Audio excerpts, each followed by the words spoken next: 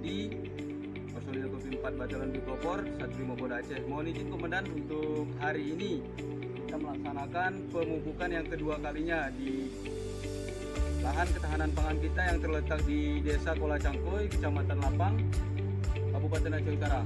Mohon izin Komandan, untuk proses saat ini kita laksanakan pemupukan supaya pertumbuhan jagung yang saat ini bisa lebih baik lagi, dan ke depan untuk hasil bisa sesuai dengan keinginan kita.